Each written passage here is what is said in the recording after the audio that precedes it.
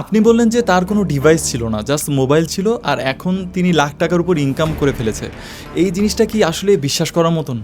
যাদের আসলে ল্যাপটপ নেই তারা কিন্তু ফোন দিয়ে স্টার্ট করতে পারে। ওই যে ডিভাইস নেই দেখে আমি কাজই করব না, আমাকে দিয়ে হবেই না বা পসিবলই না যেহেতু ল্যাপটপ নেই, এইখান থেকে বের হয়ে আসতে হবে। এগুলো জাস্ট এক্সকিউজেস। ঘরে বসে ইনকাম করা এই বিষয়টা এখন এত সস্তা হয়ে গেছে বাংলাদেশে যে মানুষ শুনলে বিরক্ত বোধ করে।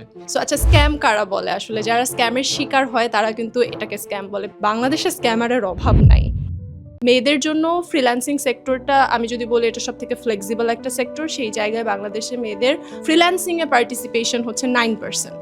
সাডেনলি মাথায় আসলো যে মেয়েরা টাকা ইনকাম করলে নাকি সংসারে অশান্তি বাড়ে। কিছু ছেলে আসলে আছে যারা হচ্ছে চায় না তাদের ওয়াইফ কিছু করুক।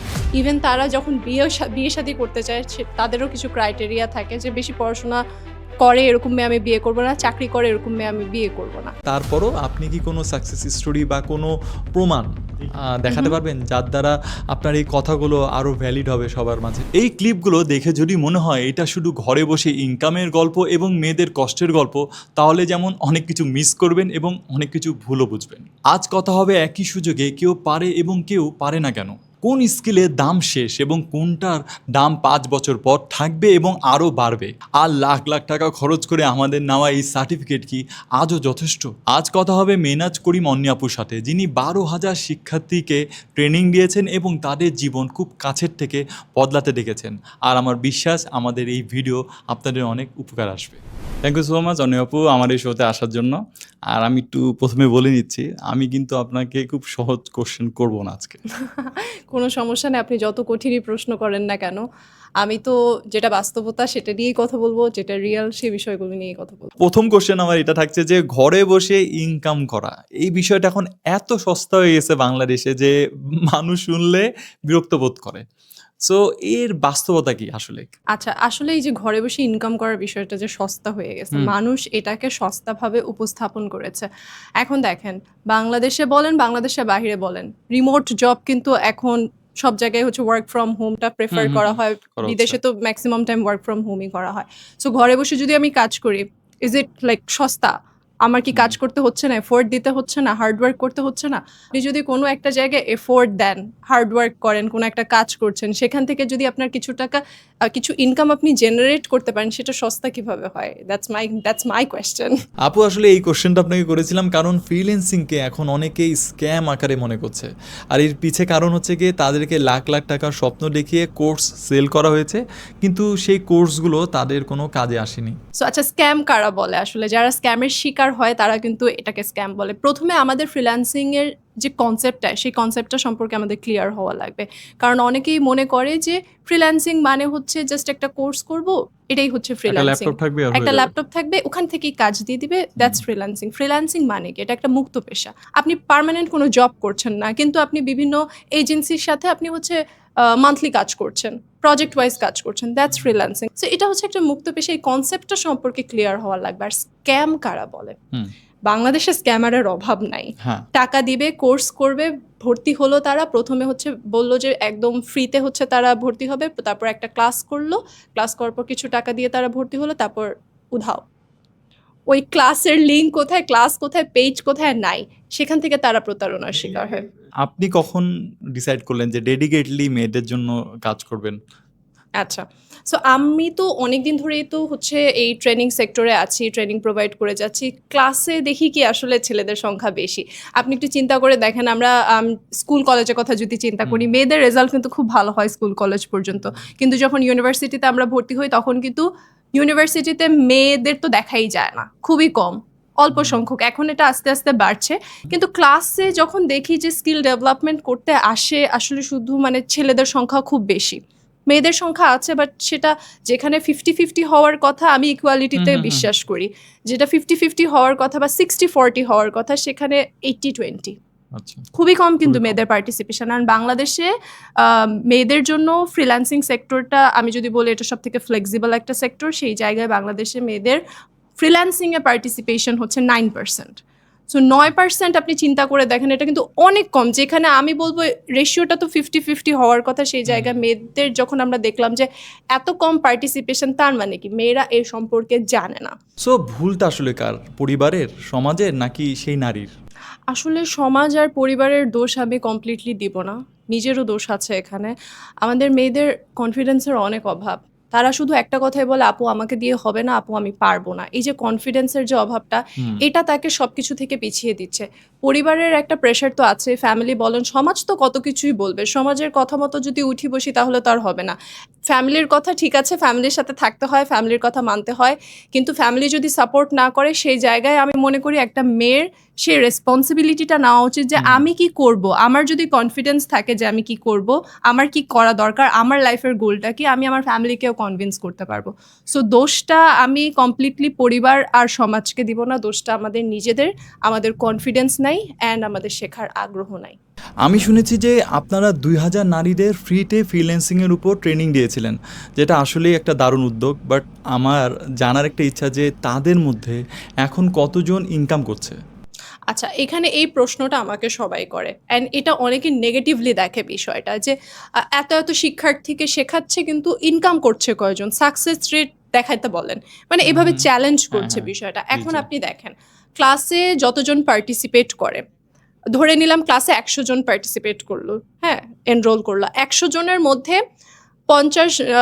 80 জন হচ্ছে প্রথম 2-3 দিন ক্লাস করলো। আস্তে আস্তে কি করে, ক্লাসে পার্টিসিপেশন কমতে থাকে। এই পার্টিসিপেশনটা কেন কমে? কারণ তারা ওই যে 1 ঘন্টা 2 ঘন্টা বসে মনোযোগ দিয়ে ক্লাস করবে, কনসিস্টেন্সি তারা ধরে রাখতে পারে না। এখন যারা শেষ পর্যন্ত ক্লাসই করবে না, যারা শেষ পর্যন্ত শেষটাই দেখতে চাবে না, যেখানে কি হবে, লাস্টে কি করব, এই আগ্রহটাই যাদের থাকবে না, তারা তো জীবনে সাকসেস হতে পারবে না।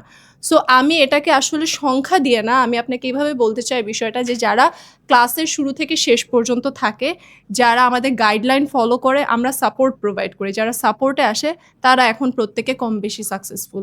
সফলতা কম বেশি কেন বললাম? কেউ হয়তো লাখ টাকা ইনকাম করছে, কেউ হাজার ইনকাম করছে, কেউ হয়তো একটা জব করছে, কেউ হয়তো একটা প্রজেক্টে কাজ করছে, কেউ হয়তো নিজের এজেন্সি বানিয়ে ফেলেছে। Okay. মানে ডিফারেন্সটা হচ্ছে ব্যক্তি বিশেষে আসলে চেঞ্জ হচ্ছে, যে আপনার ক্যাপাসিটি কতটুকু। আমরা তো সবাইকে সমানভাবে শেখাচ্ছি। এখন এক একজনের ক্যাপাসিটি বা এক একজনের শেখার আগ্রহ, কাজ করার আগ্রহ এক এক রকম। সো এইসব ইনকামের বিষয়ে আমি আবার আসছি, বাট একটু ডিফারেন্ট কোশ্চেন করি যে এমন কোনো মানুষ কি পেয়েছিলেন যে একেবারে ভেঙে পড়া অবস্থায় আপনাদের কাছে এসেছিল? অবশ্যই, আমি একটা না আপনাকে এরকম অসংখ্য গল্প আমি বলতে পারবো, বাট আমি আচ্ছা। ছোট করে একটু, সানজিদা রহমান আমার একজন স্টুডেন্ট আছেন, উনি পর্দা করেন, অ্যান্ড উনার একটা ছোট বাচ্চা আছেন। উনার হাজব্যান্ড মারা গিয়েছেন, উনি একজন সিঙ্গেল মাদার। উনি হাজব্যান্ড মারা যাওয়ার পর উনি ওনার বাবার বাসায় চলে আসেন। যখন বাবার বাসায় উনি চলে আসে, আম, উনার কোনো স্কিল ছিল না, উনি কিছুই পারতো না, ল্যাপটপ তো ছিলই না, জাস্ট একটা ফোন ছিল। অ্যান্ড আমার সাথে ওনার যেদিন প্রথম দেখা হয়, যখন হচ্ছে আমাদের একটা প্রোগ্রামে উনি আসে, অঝরে কাঁদতেছিল যে আচ্ছা। আমার বাচ্চার দায়িত্ব তো আমাকে নিতে হবে আপু, আমি তো আমার আমার ফোন দিয়েই আমি শুরু করতেছি, আপনারা জাস্ট আমাকে বলেন আমি কি করব, আমি সব করব, আমি শুধু জাস্ট আমার বাচ্চার পড়াশোনার খরচ বা আমি তাকে যেন একটা ভালো লাইফ দিতে পারি, আমি শুধু এতটুকু চাই। সে তখন কিচ্ছু পারতো না, কিন্তু এখন সে বর্তমানে আলহামদুলিল্লাহ ভালো ইনকাম করছে। মান্থলি হচ্ছে তার এখন এই পর্যন্ত তো কয়েক লাখ টাকা উনি ইনকাম করে ফেলেছেন, আচ্ছা। অ্যান্ড অনেকগুলো সংস্থার সাথে, অর্গানাইজেশনের সাথেও এখন সে কাজ করছে, স্বীকৃতি পেয়েছে, বিকজ আমাদের এখান থেকেও তাকে ইন্সপায়ারিং ওমেন অ্যাওয়ার্ডে সম্মানিত করা হয়েছিল। উনি কিন্তু পর্দা করে, আমি এখন পর্যন্ত ওনার ফেস দেখি নাই। রিলি আপু, তার স্টোরি আসলে অনেক ইন্সপায়ারিং। বাট একটা জিনিস আমার একটু জানার ইচ্ছা, যে আপনি বললেন যে তার কোনো ডিভাইস ছিল না, জাস্ট মোবাইল দিয়ে তিনি এসেছিলেন, এখন তিনি লাখ টাকার উপর ইনকাম করে ফেলেছে। বাট এই জিনিসটা আমার কাছে মনে হচ্ছে অনেকে বিশ্বাস করবে না। সো একটু ক্লিয়ারলি বলবেন না, ব্যাপারটা? আসলে অনেকেই বিষয়টা বিশ্বাস করে না, কিন্তু আমরা তো খুব কাছ থেকে জিনিসগুলো দেখে এসেছি। মোবাইল দিয়ে ইনকাম করার বিষয়টাকে আমি আপনাকে বলি, ডিজিটাল মার্কেটিং সেক্টরটা অনেক বড় একটা সেক্টর, ফ্রিল্যান্সিং সেক্টর বিশাল বড় একটা সেক্টর। এখন এখানে বর্তমান সময়ে স্মার্টফোন দিয়ে কাজ করা যায় এমন অনেক স্কিলস রয়েছে। শুরু করার যে বিষয়টা, মানে আমি যে স্টার্ট করব, সেটা আমি মোবাইল ফোন দিয়ে করতে পারি, আমি ক্লাস করব, সেটা আমি মোবাইল ফোন দিয়ে করতে পারি, বা আমি কোনো কিছু শিখবো, আমি একটা স্কিল ডেভেলপ করব, সেটা আমি মোবাইল ফোন দিয়ে শিখবো। শিখে ওই স্কিলটা আমি কিভাবে কাজে লাগাতে পারি বা সেটাকে আমি নিশ হিসেবে সিলেক্ট করে ফর এক্সাম্পল আমি লোগো ডিজাইনের কথা যদি বলি, যে আমাদের একজন স্টুডেন্ট ১ বছর আগে সে হচ্ছে লোগো ডিজাইন করে ইনকাম করা শুরু করেছে। দ্যাট ওয়াজ আচ্ছা। হার স্টার্টিং পয়েন্ট। কিন্তু আচ্ছা। এখন সে আস্তে আস্তে লোগো ডিজাইন থেকে এখন সে সোশ্যাল মিডিয়া ম্যানেজ করছে, সে অ্যাড রান করছে। প্রথমে তার কাছে যখন কোনো ডিভাইস ছিল না, মোবাইল ফোন দিয়ে সে কিন্তু শুরুটা করেছে, কাজের স্কোপগুলো বুঝেছে, কোথায় কি কাজ করা যেতে পারে, সেই কাজের পরিধিগুলো বোঝার পর এখন সে বর্তমানে আরও অ্যাডভান্স লেভেলে আছে। বর্তমানে এআই শিখছে, নতুন নতুন যে স্কিলগুলো আসছে সেই স্কিলগুলোর সাথে নিজেকে আপডেট করছে। সো যাদের আসলে ল্যাপটপ নেই তারা কিন্তু ফোন দিয়ে স্টার্ট করতে পারে। ওই যে ডিভাইস নেই দেখে আমি কাজই করব না, আমাকে দিয়ে হবেই না বা পসিবলই না যেহেতু ল্যাপটপ নেই, এইখান থেকে বের হয়ে আসতে হবে। এগুলো জাস্ট এক্সকিউজেস, কারণ ফোন দিয়ে চাইলে অনেক কিছু করা যায়। আপু, আপনার এই কথাগুলো আমি ট্রুলি অ্যাগ্রি করছি, বাট তারপরও আপনি কি কোনো সাকসেস স্টোরি বা কোনো প্রমাণ দেখাতে পারবেন যার দ্বারা আপনার এই কথাগুলো আরও ভ্যালিড হবে সবার মাঝে? অবশ্যই, অবশ্যই। আমি আপনাকে হচ্ছে আপনি একটা না, আপনি অনেকগুলো পোস্ট দেখতে পারবেন। আপনি জাস্ট আমাদের এই ফিমেল কমিউনিটি গ্রুপটা আমি আপনাকে একটু দেখাই। এখানে যদি আপনি তাহলে আমি ভিডিওতে পপ আপ করে ওগুলো দেখাবো। হ্যাঁ, হ্যাঁ, আপনি একটু এই জি। যে আপনি একটু জাস্ট স্ক্রল ডাউন করেন, এই যে দেখেন। জি। আপনি এটা যে স্ক্রিনে দেখায় দিবেন, এই গ্রুপে আমাদের অনেক পোস্ট আছে। প্রত্যেকটা নারী এই গ্রুপে পোস্ট করে। বাংলাদেশের one of the biggest female community, SR ড্রিমাইটি ফিমেল কমিউনিটি গ্রুপ। এখানে 160K প্লাস মেম্বার্স রয়েছে। অ্যান্ড প্রত্যেকে তাদের আসলে লাইফের স্টোরিটা না সবাই বলতে চায়, কিন্তু কেউ শুনতে চায় না। হুম হুম। তো এই যে বলার তাদের লাইফের স্টোরি বলার যে একটা প্ল্যাটফর্ম, সেটাও আমরা তৈরি করে দিয়েছি। তাদেরকে ইন্ডিপেন্ডেন্ট হওয়ার প্ল্যাটফর্মও আমরা তৈরি করে দিয়েছি। যে কোনো জায়গায় তারা আটকে যাবে সেখানেও আমরা তাদেরকে হেল্প করার সেই সুযোগটা আমরা তৈরি করে দিয়েছি। আরেকজন আছেন তাহমিনা খানম, উনিও আমাদের রিসেন্ট ফিমেল ক্যাম্পেইনের স্টুডেন্ট, আমার স্টুডেন্ট। উনি 90,000 টাকার একটা জব করতো, কিন্তু উনার বাচ্চা হওয়ার পর উনি বাচ্চাকে সময় দিবে দেখে উনি জবটা ছেড়ে দেয়। জব ছেড়ে দিয়ে উনি রিস্টার্ট করে বাসায় আচ্ছা, বসে, ঘরে বসে ইনকাম করাটা স্টার্ট করে, যে বাচ্চাকেও দেখাশোনা করবো, বাচ্চাকেও টাইম দিব, ঘরে বসে কাজও করব। ফার্স্ট উনি জব পায় সোশ্যাল মিডিয়া ম্যানেজারের, তখন ওনার একটা পেজ থেকে উনি পাচ্ছিল 12,000 টাকা। তারপর আরেকটা জব পায়, ওখান থেকে 8,000 টাকা।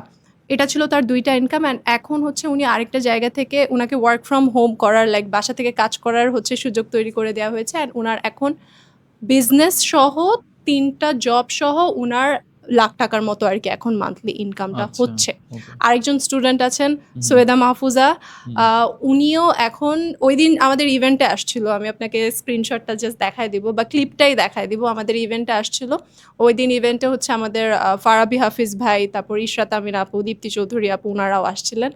ওনাদের সাথে উনি বলতেছে যে দেখেন মাত্র আমার অ্যাকাউন্টে 2 লাখ টাকা আসছে। একটা ভালো একটা কোম্পানিতে, অনেক বড় একটা কোম্পানিতে উনি হচ্ছে একটা প্রজেক্ট পেয়েছে, নতুন প্রজেক্ট। জাস্ট উনি বললো যে দেখেন আজকে আমার 2 লাখ টাকা আসছে। স্টার্ট করেছিল কত টাকা দিয়ে, প্রথম ইনকাম কত টাকা ছিল, 5,000 6,000 টাকা থেকে এখন ধীরে ধীরে তাদের ইনকামগুলো বাড়ছে। আমি জাস্ট কয়েকটা এক্সাম্পল দিলাম, অসংখ্য এক্সাম্পল আমি দিতে পারবো, কারণ প্রতিদিন তাদের সাথে কথা হয়, তাদের জীবনের গল্পগুলো শোনা হয়। অ্যান্ড ট্রাস্ট মি, আমরা হয়তো এই ভিডিওটা যারা দেখছেন অনেক ভালো আছেন আপনারা, যারা এই ভিডিওটা দেখছে তারা অনেক ভালো আছে, কারণ এক একজনের জীবন খুব কাছে থেকে দেখেছি। তারা যে ওই জায়গা থেকে উঠে আসার সাহস করেছে, এটাই অনেক। যাক, আপনার কথাগুলো থেকে একটা জিনিস সাডেনলি মাথায় আসলো যে মেয়েরা টাকা ইনকাম করলে নাকি সংসারে অশান্তি বাড়ে। এই বিষয়ে আপনার মতামত কি? এটা আমি সম্পূর্ণ মিথ্যা বলবো না, বাট আমি এটাকে সত্য মনে করি না। বিষয়টা হচ্ছে এরকম, কারণ একটা মেয়ে যখন ফ্যামিলিতে ইনকাম করা শুরু করে তখন কিন্তু তার প্রায়োরিটিটা চেঞ্জ হয়ে যায়। এটা খুব কাছে থেকে আমি দেখেছি, তারাও এসে বলেছে আপু আগে আমাকে যেভাবে ডমিনেট করা হতো এখন কিন্তু আমাকে ডমিনেট করে না, কনফিডেন্টটা চলে আসে। কনফিডেন্সটা চলে আসে। And এখন কিন্তু আমাকে জিজ্ঞেস করা হয় যে এটা করব কি করব না, তার কাছে তার ওপিনিয়ন নেওয়া হয়। যে মানুষটাকে আগে কখনো জিজ্ঞেসই করা হতো না যে সংসারে এই কাজটা করব কি করব না বা এই ডিসিশনটা নিব কি নিব না, তখন তাকে জিজ্ঞেস করা হয় অ্যাটলিস্ট যে এই কাজটা করব কিনা, বা সে যে সাজেশনটা দেয় ওই অনুযায়ী কাজ করা হয়। সো আসলে একটা মেয়ে যখন টাকা ইনকাম করা শুরু করে, এটা একটা ফ্যামিলির স্ট্রাকচার চেঞ্জ করতে পারে।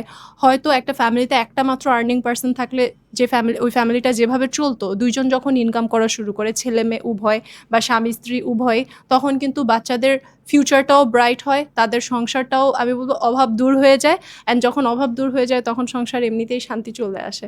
সো যখন ইনকাম করে তখন তাদের প্রায়োরিটিটা বেড়ে যায়, উল্টা হয় বিষয়টা, অশান্তি কমে যায় আসলে। এখন অনেক ছেলেদের মনে কিন্তু আবার ভয়ও চলে আসে মেয়েদের এই কনফিডেন্সের জন্যই, যদি আবার সেই মেয়েরা তাদের ছেড়ে চলে যায়। তাহলে তো এই ভয়টা তো মেয়েদেরও পাওয়া উচিত, তাই না? তো টাকা ইনকাম করার ক্ষেত্রে আবার জেন্ডার কেন এখানে আসবে? টাকা ছেলে মেয়ে উভয়ই ইনকাম করতে পারে। আর আসলে ছেড়ে যাওয়ার যে বিষয়টা ভাইয়া, সেটা হচ্ছে যার এটা ছেড়ে সোশ্যাল যাওয়ার মিডিয়াতে অনেক শোনা যায় হ্যাঁ। জিনিসটা, যে ইনকাম করতে পারলে তো হ্যাঁ, থাকবে সে না, চলে যাবে, ছেড়ে চলে যাবে। সংসার বিমুখী হয়ে যাবে। হুম, ইভেন হুম, আমিও অনেক জায়গায় আমার বিভিন্ন পোস্টে অনেক কমেন্ট দেখি যে মেয়েদেরকে পরকীয়ায় লিপ্ত করার জন্য তাদেরকে হচ্ছে এরকম সাজেশন দেয়া হচ্ছে, বা আচ্ছা। তাদেরকে হচ্ছে কুকর্মে লিপ্ত করার জন্য গাইড দেওয়া হচ্ছে, এরকম অনেক নেগেটিভ কমেন্ট আসে। এটা আসলে সমস্যাটা কোথায় জানেন? মেন্টালিটিতে। সবার মেন্টালিটি তো সেম না। কিছু কিছু ছেলে আসলে আছে যারা হচ্ছে চায় না তাদের ওয়াইফ কিছু করুক। ইভেন তারা যখন বিয়ে শাদী করতে চায় তাদেরও কিছু ক্রাইটেরিয়া থাকে যে বেশি পড়াশোনা করে এরকম মেয়ে আমি বিয়ে করবো না, চাকরি করে এরকম মেয়ে আমি বিয়ে করবো না। কারণ তাদের মধ্যেও ইনসিকিউরিটিসটা অনেক আগে থেকেই থাকে যে সে যদি ইনকাম করে সে হয়তো আমাকে ছেড়ে চলে যাবে বা হয়তো পরকীয়া করবে। দেখেন ভাই, যে ছেড়ে যাওয়ার সে এমনিই ছেড়ে চলে যাবে, যে পরকীয়া করার সে এমনিই পরকীয়া করবে, সে ছেলে হোক আর মেয়ে হোক। এটার সাথে আমি ইনকামের কোনো সম্পর্ক দেখি না। বরং দুইজন যদি ইনকাম করে আমি মনে করি রিলেশনশিপটা হেলদি হয়। আচ্ছা আপু, আপনি একজন মানুষের প্রোগ্রেসটা একটু বলেন, যে ডেডিকেটলি চায় কাজ করতে, লাইক 6 মাসে সে কোথায় পৌঁছাবে, 1 বছর এবং 3 বছর পর কোন অবস্থানে সে পৌঁছাবে? ওকে, সো যারা ডেডিকেটেডলি কাজ করতে চায়, আমরা যদি 3 বছর পর্যন্ত টাইমলাইনটা দেখি, ফার্স্ট 4 মাস তারা শেখার মধ্য দিয়ে যাবে। শিখে শিখে আমি এক্সপ্লোর করব, এক্সপেরিমেন্ট করব, এর মাঝে আমি 2-1টা কাজ পেতেও পারি। আচ্ছা। যদিও সেটা পাই, সেটা হবে কম অঙ্কের টাকা, কারণ আপনি তখনও এক্সপার্ট না। তারপর হচ্ছে আমি যদি 6-7 মাসে চলে আসি বা 8 মাসে আসি, তখন আমি মোটামুটি কাজ পারি। এখন আমার কাজ করার পসিবিলিটিস আছে। এখন আমি কাজ করা খুঁজা স্টার্ট করব। এখন আমার স্টেপটা কি? এখন হচ্ছে আমার ফেজটা যাবে এখন ক্লায়েন্ট হান্টিং এর ফেজ। আমি এখন ক্লায়েন্ট খুঁজবো। এখান থেকে আরো 6 মাস আমি ক্লায়েন্ট খুঁজতে থাকবো। ক্লায়েন্ট যখন পাবো, যে ক্লায়েন্টগুলো পেয়েছি, এগুলোকে লং টার্ম ক্লায়েন্টে কনভার্ট করার কাজ হচ্ছে আমার আরও নেক্সট 6 মাস। অ্যান্ড এইভাবে এই যে ধারাবাহিকতাটা যদি তারা বজায় রাখে, কারণ ক্লায়েন্ট কীভাবে খুঁজতে হয় এটা আমি এখন শিখে গেছি। এখন ক্লায়েন্টকে ধরে রাখাটা হচ্ছে এখন বড় একটা চ্যালেঞ্জ। ক্লায়েন্টকে ধরে রাখতে হবে, অ্যান্ড নতুন নতুন স্কিল তাদেরকে, এই 3 বছর ওই স্কিলকেই কাজে লাগাবে বিষয়টা এরকম না। প্রতি বছর তাদেরকে নতুন নতুন স্কিল আপডেট করে নিজেকে সামনের দিকে এগিয়ে যেতে হবে। অ্যান্ড তখন আমি মনে করি 3 বছরের মধ্যে সে ভালো একটা হ্যান্ডসাম অ্যামাউন্ট ইনকাম করা, স্টেবল ইনকাম তার থাকবে। অ্যাটলিস্ট যদি আমি স্পেসিফিক অ্যামাউন্ট বলি যে 70,000 থেকে 1 লাখ টাকার মতো তার ইনকাম আসার পসিবিলিটিস এখানে আছে। সো গত 2 বছরে এমন কোন স্কিল আছে একটু বলেন তো, যেগুলো অ্যাকচুয়ালি চাহিদা দিন দিন কমে যাচ্ছে কিন্তু মানুষ এখনো শিখছে সেগুলা? আচ্ছা, সো গত 2 বছরে আমি যদি বলি যে গ্রাফিক্স ডিজাইনের কথাটা আমি একটু বলতে পারি। কারণ হচ্ছে এখন এআই দিয়ে আসলে আমরা থাম্বনেইল ডিজাইন বলেন, পোস্টার ডিজাইন বলেন, তারপর ইভেন এখন তো এআই দিয়ে ওয়েবসাইটও বানানো যাচ্ছে। তো এই গ্রাফিক্স ডিজাইনের চাহিদাটা একটু কমছে দিনে দিনে। ভিডিও এডিটিংটা এখনও ওইভাবে কমে নাই, বাট হয়তো সামনের দিকে হচ্ছে কমে যাবে। আর ডিজিটাল মার্কেটিংয়ের চাহিদাটা কিন্তু কমে নাই, কিন্তু ডিজিটাল মার্কেটিংয়ের কাজটাকে আমরা আরও কীভাবে সহজভাবে এআই এর মাধ্যমে কম সময়ে আরও সুন্দরভাবে, আরও স্পেসিফিক্যালি স্ট্র্যাটেজিক্যালি কাজগুলো করতে পারি, সেটা এআই আমাদেরকে হেল্প করছে। চাহিদা কমার ক্ষেত্রে আমি বলতে পারি গ্রাফিক্সের চাহিদাটা একটু কমেছে। সো এখন যেগুলো ডিমান্ড আছে, ক্লায়েন্ট যা চাচ্ছে, আপনার কি মনে হয় 5 বছর পর এরকমই থাকবে সবকিছু? ভাইয়া, প্রতিদিন অনেক কিছু চেঞ্জ হচ্ছে, আর 5 বছরে তো অনেক কিছু চেঞ্জ হয়ে যাবে। 5 বছর পরের কথা হয়তো আমরা ওইভাবে বলতে পারবো না, বাট এতটুকু বলতে পারি যে ক্লায়েন্ট 5 বছর পর আপনার কাছ থেকে রেজাল্ট চাবে। যেমন এখন বর্তমান সময়ে এআই কিন্তু সব কাজ আমাদের করে দিচ্ছে। আমাদের কাজগুলো ইজি করে দিচ্ছে, প্লাস ক্লায়েন্টেরও সব কাজ হচ্ছে এআই যেহেতু করে দিচ্ছে, তখন ক্লায়েন্ট কি চাবে? যে এআই আমাকে 5টা অপশন দিয়েছে। এই 5টা অপশনের মধ্যে বেস্ট অপশন কোনটা? এটা তুমি আমাকে সিলেক্ট করে দাও। তখন ক্লায়েন্ট আমাদের কাছ থেকে সেই জিনিসটা চাবে, আমাকে রেজাল্ট এনে দাও, আমাকে সেল এনে দাও। সো এই জন্য এআইকে স্ট্র্যাটেজিক্যালি ইউজ করা, ক্রিয়েটিভিটি নিয়ে আসা, কারণ এআই সবাই ব্যবহার করতে পারে। ক্রিয়েটিভলি এআই কয়জন ব্যবহার করতে পারে? কারণ আপনি জাস্ট, আমি যে প্রম্পট দিলাম আপনিও সেই প্রম্পট দিলেন, এআই নর্মাল একটা রেজাল্ট দিবে। এখন আপনি যদি এআইকে খুবই ইউনিকভাবে আপনার ক্রিয়েটিভিটির মাধ্যমে যদি তাকে প্রম্পট দেন, সে বেস্ট একটা রেজাল্ট নিয়ে আসবে। বা এআই যে রেজাল্টগুলো দিল সেখান থেকে বেস্ট চয়েস কোনটা, এটা একটা মানুষই কিন্তু চয়েস করতে পারবে। সো আগামী 5 বছর পর আমি বলতে পারি যে ক্লায়েন্ট আপনার কাছ থেকে চাবে রেজাল্ট, আপনার কাছ থেকে যাবে সেল, আপনার কাছ থেকে যাবে আপনি স্ট্র্যাটেজিক্যালি আপনি কাজ করেন অ্যান্ড আপনার ক্রিয়েটিভিটিটা আপনি সামনে নিয়ে আসেন। একদম রাইট আপু। সো এখন আপনি 1 মিনিটের জন্য ধরে নেন যে বাংলাদেশের সকল বাবা মা আপনার কথা শুনছে, সো তাদের জন্য একটা অ্যাডভাইস কি হবে আপনার? আমি প্যারেন্টসদের উদ্দেশ্যে শুধু এতটুকু বলবো যে আপনাদের চিন্তাধারা একটু পজিটিভ চেঞ্জেস নিয়ে আসতে হবে। আপনার সন্তান ছেলে হোক বা মেয়ে হোক, তাদেরকে যে কোনো জায়গায় যে কোনো ক্ষেত্রে তাদেরকে স্কিলড হতে বলুন, স্কিল ডেভেলপ করতে বলুন। যে সমস্যাটা হয় যে পড়াশোনা করছে তার মানে যে স্কিল ডেভেলপমেন্ট করতে পারবে না, তাতে তাদের পড়াশোনার ক্ষতি হবে, এটা সম্পূর্ণ একটা ভুল ধারণা। এখান থেকে বের হয়ে আসতে হবে। পড়াশোনার পাশাপাশি স্কিল ডেভেলপমেন্ট করতে হবে, কারণ দিন শেষে চাকরির বাজারে যখন আপনার ছেলেমেয়েরা যাবে তখন কিন্তু তাদের পড়াশোনার সার্টিফিকেটের থেকেও বেশি তাদের স্কিলের মূল্যায়ন করা হবে। মানে আগে কোশ্চেন থাকতো যে তুমি কি পড়ছো, কিন্তু এখন কোশ্চেন করা হচ্ছে যে তুমি কি পারো। কারণ এখন আর সেই যুগটা আসলে নাই যে আমি শুধু পড়াশোনা করব তারপর জবে যাবার যে বলবো যে বাংলাদেশে তো চাকরি নাই। আপনার তো স্কিলও নাই, আপনার তো স্কিলও ডেভেলপ করা লাগবে।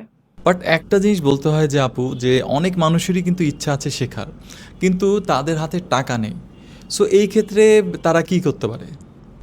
আসলে এরকম বাংলাদেশের অর্থনীতির কথাও যদি আমরা চিন্তা করি, ঢাকার শহরের বাহিরে যারা আছে তাদের সে সকল মেয়েদের কথাও যদি চিন্তা করি, আসলে সবার ফ্যামিলি থেকে যদি সাপোর্টটা পেতো তাহলে হয়তো সেই সামর্থ্য নিয়ে কোনো সমস্যা হতো না। কিন্তু যেহেতু ফ্যামিলি থেকে সাপোর্ট আসে না বা নিজের ব্যাগে আসলে ৫০০ টাকাও নাই, তাদের জন্য এটা অনেক বড় একটা প্রবলেম। এখন আমরা যে ব্যবস্থাটা করেছি বা তাদের জন্য যে উদ্যোগটা আমরা নিয়েছি, সেটা হচ্ছে আমরা একটা লার্নিং অ্যাসেসমেন্ট প্রোগ্রাম নিয়ে এসেছি। এই লার্নিং অ্যাসেসমেন্ট প্রোগ্রামটা দুটি কারণে নিয়ে আসা হয়েছে। একটা হচ্ছে যাদের সামর্থ্য নাই, যাদের কোর্স ফি দেওয়ার টাকা নাই, তাদের জন্য। আর ২ নাম্বার হচ্ছে যারা কনসিস্টেন্সি ধরে রাখতে পারে না, যারা হচ্ছে মাঝপথে চলে যায়, তাদের জন্য। কিভাবে বিষয়টা? এই লার্নিং অ্যাসেসমেন্ট প্রোগ্রামটা হচ্ছে এমন যে আমরা এই ৫ মাসে প্রতি মাসে তাদের একটা অ্যাসেসমেন্ট দেব। সেই অ্যাসেসমেন্ট যদি তারা সাকসেসফুলি কমপ্লিট করতে পারে, তাহলে তারা যে কোর্স ফিটা দিয়ে ভর্তি হয়েছে ওইটার 20% করে তারা ফেরত পাবে অ্যাজ আ স্কলারশিপ। আচ্ছা এখন আচ্ছা। ফর এক্সাম্পল কেউ একজন হয়তো ম্যাক্সিমাম দেখা যায় কি আসলে ধার করে ভর্তি হয়। অনেকে বলে ভাবির থেকে টাকা ধার নিয়েছি, মামার থেকে টাকা ধার নিয়েছি, ধার নিয়ে ভর্তি হয়েছে, I want to prove myself. So তাদের জন্য এটা অনেক বড় একটা অপরচুনিটি যে সে যদি প্রতি মাসে সেই অ্যাসেসমেন্টটা কমপ্লিট করতে পারে, সে কিন্তু ইনস্টলমেন্টে তার ধারটাও পরিশোধ করে দিতে পারছে। এভাবে ৫ মাসে ৫টা অ্যাসেসমেন্ট থাকবে। ৫টা অ্যাসেসমেন্ট কমপ্লিট করলে কোর্সের 100% ফিটা সে স্কলারশিপ আকারে ফেরত পেয়ে যাচ্ছে। এখন আচ্ছা তারা আচ্ছা। না শিখে যাবে কোথায়? ফ্যামিলি থেকে টাকা নিয়ে আসছে, ভর্তি হব, আমিও ফ্রিল্যান্সিং শিখবো, লাখ, লাখ টাকা ইনকাম করব। কিন্তু তারা আর ক্লাসই করছে না, ঘুরে ফিরে বেড়াচ্ছে। তারা এখন যাবে কোথায়? তাদের এখন লাইক এটা একটা মোটিভেশন হিসেবে কাজ করবে। তারা এক্সাম দিবে, হোমওয়ার্ক করবে এবং যখন এক্সাম দেওয়ার পর রিওয়ার্ডটা পাবে, তখন কিন্তু পরবর্তী এক্সামটা তারা অটোমেটিক্যালি দিবে। ক্লাসগুলোতে কনসিস্টেন্সি বজায় রাখবে। এটা কি ছেলে মেয়ে দুইজনের এটা জন্য? শুধুমাত্র মেয়েদের জন্য মেয়েদের নিয়ে জন্য? এসেছি। হ্যাঁ, আচ্ছা। কারণ আমরা হচ্ছে যেহেতু আমি এখন ডেডিকেটেডলি মেয়েদেরকে নিয়ে কাজ শুধু করছি। মেয়েদের জন্য? কেন কেন? মেয়েদের জন্য? কারণ ভাই আসলে বাংলাদেশে মেয়েরা আ অনেক বেশি প্রবলেম ফেস করে। ঘরের বাহিরে তো যুদ্ধ করে, ঘরের ভেতরেও তাদেরকে অনেক যুদ্ধ করতে হয়। আমি বলছি না যে ছেলেদের লাইফ অনেক ইজি, আর ছেলেদের লাইফও অনেক ডিফিকাল্ট। তাদের তো একটা দায়বদ্ধতা থাকে যে না আমার ইনকাম করতে হবে। কিন্তু সেই জায়গায় মেয়েদেরও আসতে হবে। মেয়েদেরও এখানে পার্টিসিপেট করতে হবে। ইকুয়ালিটি নিয়ে আসতে হবে। তাই হুম। ওই যে পরিসংখ্যানটা সমান, সমান করার জন্য এখন মেয়েদেরকে নিয়ে কাজ করা হচ্ছে। থ্যাংক ইউ সো মাচ অনি আপু, এত সুন্দরভাবে আপনার এক্সপিরিয়েন্সগুলো শেয়ার করার জন্য। আর আপনারা যারা এই ভিডিওটা দেখছেন তাদের বলবো যে এই ভিডিও যে এফেক্ট, যে কথাগুলো আপনাদের সাথে শেয়ার করলাম, এটা কিন্তু আপনাদের বেশিক্ষণ মনে থাকবে না। সো মনে রাখার জন্য কিছু একটা করা এখনই শুরু করেন, কিছু একটা সার্চ করা শুরু করেন এবং কিছু একটা স্কিল নিয়ে এখনই ভাবা শুরু করেন। তাহলে দেখবেন যে এই কথাগুলো না আপনার জীবনে কোনো না কোনোভাবে এফেক্ট ফেলবেই। So thank you so much ভাইয়া ফর হ্যাভিং মি। খুব সুন্দর আলোচনা করলাম অ্যান্ড এরকম আসলে এই যে আমি যে প্রবলেমসগুলো নিয়ে আলোচনা করেছি, কথাগুলো না আসলে বাংলাদেশের সবাই শুনতে চায় না বা এগুলোকে ইম্পর্টেন্স দেওয়া হয় না। কারণ মনে করে যে না মেয়েদের আসলে আর কি, মেয়েদের আবার কিসের প্রবলেম? মেয়েদেরকে নিয়ে যখনই কোনো কাজ করা হয় তখন কিন্তু চারদিক থেকে অনেক নেগেটিভিটি আসে। So thank you so much, আপনিও আমার সামনে বসে এই কথাগুলো শুনলেন, বুঝলেন অ্যান্ড সবাইকে আপনিও সমাধান দেওয়ার চেষ্টা করেছেন। Thank you.